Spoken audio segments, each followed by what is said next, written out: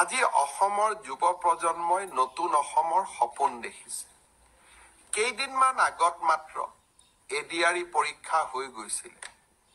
Result দিব ফেব্ৰুৱাৰীৰ শেষ সপ্তাহত নহলে মাৰ্চৰ প্ৰথম সপ্তাহত। শিক্ষক নিযুক্তিৰ প্ৰক্ৰিয়া চলি আছে। ৫,৫০০ শিক্ষক নিযুক্তিৰ প্ৰক্ৰিয়া চলি আছে। কিন্তু মই থমকি ৰোৱা নাই। ৫,৫০০ নিযুক্তিৰ প্ৰক্ৰিয়া চলি থকাৰ সময়তে নতুনকৈ আকৌ ৪,৫০০ পদৰ আমি বিজ্ঞাপন দিলোঁ। এটা এডিআৰই পৰীক্ষাৰ ফলাফল দিম আৰু লগে লগে নতুন পদৰো আমি বিজ্ঞাপন মুকলি কৰি দিম। আশা স্তব্ধ হ'ব নোৱাৰে। আমাৰ সপোনবিলাকক আমি পম খেদি থাকিম।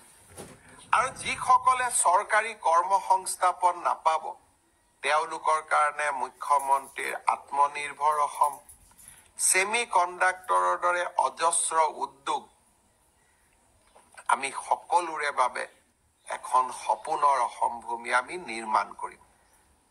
নতুন বছৰৰ আৰম্ভণিতে অলপ আশাৰ কথা কৈছো।